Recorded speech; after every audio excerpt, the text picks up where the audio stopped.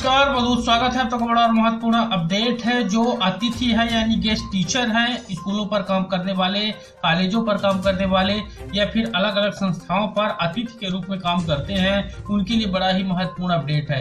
एक और जहां अगर हम बात करते हैं मध्य प्रदेश की या फिर अन्य राज्यों की, तो सभी जगह जो अतिथि हैं, चाहे अतिथि शिक्षक हो या गेस्ट टीचर हो, गेस्ट फैकल्टी हो, वह अपने पद के स्थायीकरण को लेकर मांग करते हैं। और साथ ही दूसरी प्रमुख मांग रहती है कि उनकी जो वेतन है उसको बढ़ाया जाए, उसका फिक्सेशन किया जाए। इसको लेकर वह लगातार परेशान रहते हैं। वहीं यहाँ पर जो आपको अपडेट दिखाएंगे वह बड़ा ही महत्वपूर्ण अपडेट है दोस्तों।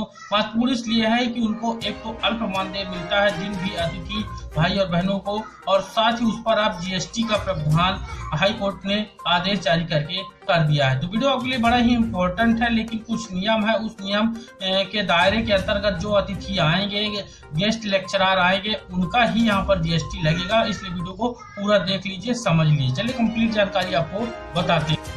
तो चलिए यहाँ पर आपको कंप्लीट जानकारी बताएंगे। अब तक का बड़ा और महत्वपूर्ण अपडेट आपके सामने है। ऊपर से यहाँ पर देख सकते हैं अतिथि शिक्षकों को वैसे ही अल्प मानदेय मिलता है, और दूसरी तरफ इस तरह के आदेश जारी कर दिए गए हैं। तो बड़ा ही महत्वपूर्ण अपडेट है। अतिथि के रूप में व्याख्यान से हुई कमाई, यानी अतिथि शिक्षक के रूप में अगर आप काम करते हैं और उससे जो कमाई आपको हो रही है तो उस पर देना होगा 18% जीएसटी। तो जीएसटी को आपका जो चार्ज है वह अब लगने वाला है। तो यहाँ पर पूरा अपडेट आपको बताएंगे। देश स्तरीय है, नई दिल्ली से आया है। अतिथि के रूप में व्याख्यान यानी गेस्ट लेक्चरर से हुई कमाई पर 18% का माल एवं सेवा कर यानी जीएसटी लगेगा।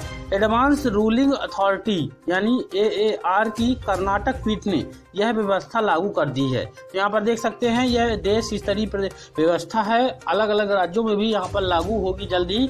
यह यहाँ पर कर्नाटक की तरफ से व्यवस्था को लागू किया गया है। आवेदक साईं राम गोपाल कृष्ण ने एएआर से संपर्क कर पूछा था कि क्या अतिथि व्याख्यान से हुई आमदनी कर योग्य सेवाओं में आती है।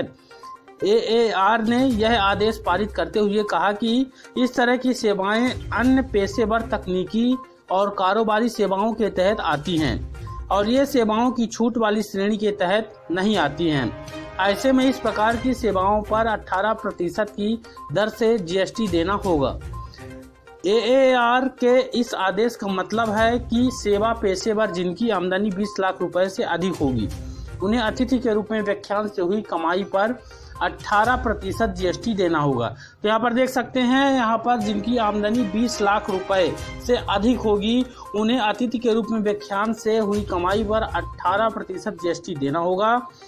एएमआरजी एंड एसोसिएट्स के वरिष्ठ भागीदार रजत मोहन ने कहा कि इस व्यवस्था से लाखों फ्रीलांसर, शिक्षाविदों, शोधकर्ताओं, प्रोफेसर और अन्य के लिए परेशानियों का बक्सा खुल जाएगा।